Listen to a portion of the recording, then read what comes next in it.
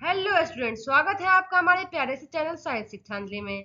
मैं सानी भारद्वाज आज आप लोगों को पढ़ाने जा रही हूँ कक्षा 7 का विषय हिंदी, जिसका पाठ 14 है हिमसुख। इस वीडियो में हम इस पाठ के पूरे सारांश को समझेंगे। तो चलिए पाठ की तरफ। प्राचीन काल में एक अवध नरेश के 3 पुत्र विद्वान और बुद्धिमान थे। प्राचीन काल पुराने काल की बात की जा रही है कि अवध नरेश के 3 पुत्र थे जो विद्वान थे, बहुत तेज थे और बुद्धिमान भी थे। एक दिन राजा ने तीनों पुत्रों की परीक्षा ली।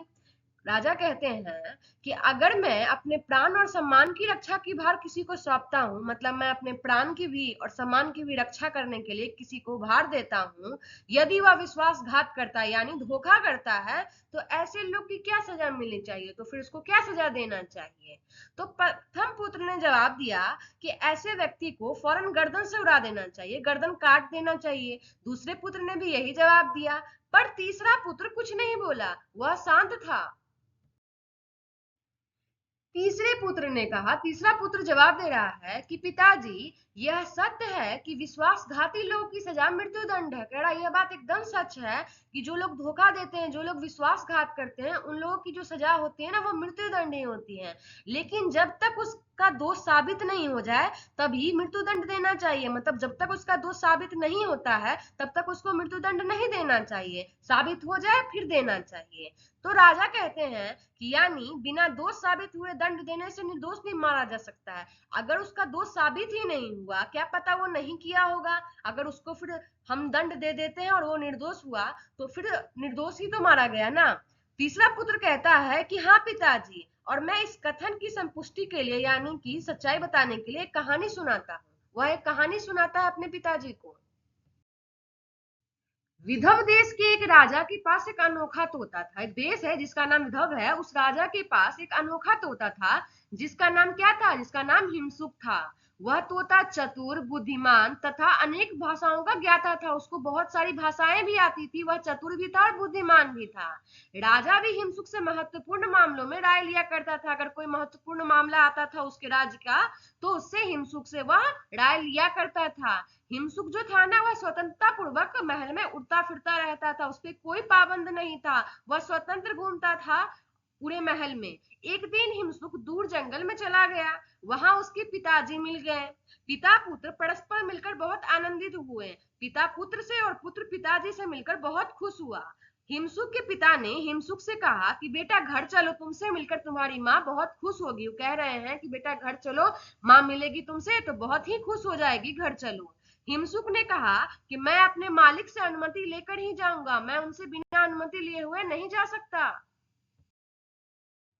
महल वापस आकर हिमसुक ने अपने घर जाने की मांग की कि मुझे घर जाना है अपने, उसने राजा से मांग की। राजा ने पहले तो इनकार कर दिया, मना कर दिया कि नहीं, मैं अनुमति नहीं दूंगा। लेकिन बाद में 15 दिनों में वापस आने की बात स्वीकार कर ली कि तुम 15 दिनों में वापस आ जाओगे, क्योंकि राजा हिमसुक को दुखी नहीं देखना चाहते थे।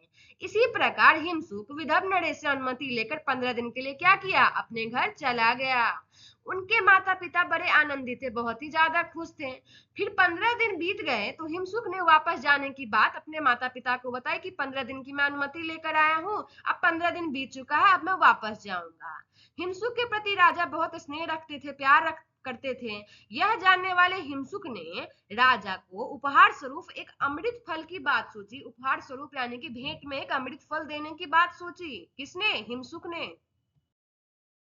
इसको खा लेने से मनुष्य अमर हो जाता था, मतलब जो भी उस फल को खाता था ना, वह मनुष्य अमर हो जाता था। और हिमसुक राजा को अमर बनाने के लिए उस फल को लेकर चल पड़ा। रास्ते में रात हो जाने के कारण, रात हो गई थी इसलिए उसे एक पेड़ पर जाना पड़ा। वह अमर फल को वृक्ष के एक खोखल में, मतलब छेद में रखकर आराम करने लगा। लेकिन जिस खोखल में हिमसुक ने फल रखा था उसी खोखल में एक काला सांप भी रहता था, उसका घर था।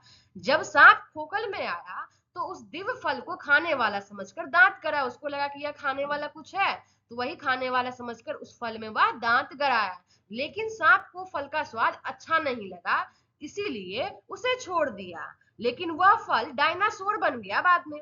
सुबह होने पर हिमसुक फल लेकर राजमहल में गया और राजा को अमर फल के बारे में बताया गया कि हाँ यह अमर फल है, इसको खा लेने से मनुष्य अमर हो जाता है। राजा बहुत खुश हुआ और खाने लगा। तब उसके जो एक मंत्री थे उन्होंने कहा कि महाराज, वस्तु यदि अन्य से प्राप्त हो यानी किसी और से प्राप्त हो तो उसका परीक्षण कर लेना ही अच्छा होता है, तब खाना चाहिए।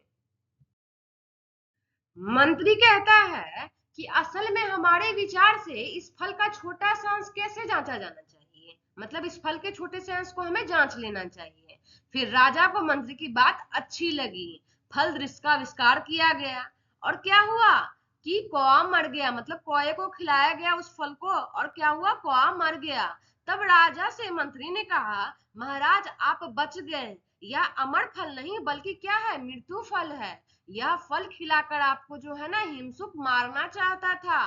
तभी क्या हुआ, तभी राजा को गुस्सा आ गया और उसी समय हिमसुक को राजा ने पकड़ लिया और उसका गर्दन क्या किया, मरोड़ दिया। इसके बाद उस फल को मिट्टी में गाड़ दिया गया।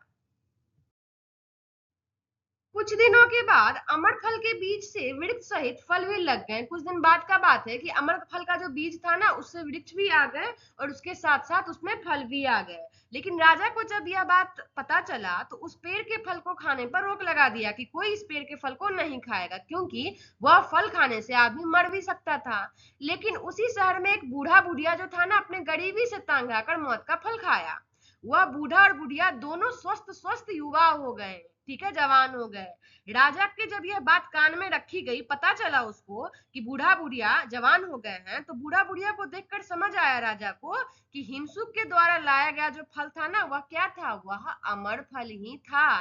राजा जल्दबाजी में जो अपनी गलती किए थे वह अपने अपराध पर बहुत दुखी हुए थे।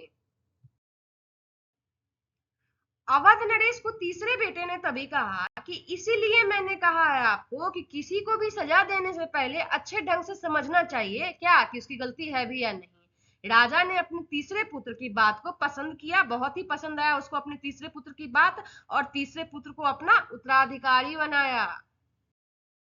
यह जो पाठ 14 था हिमसुक, इस पाठ के पूरे सारांश को मैंने बहुत ही आसान भाषा में समझा दिया है।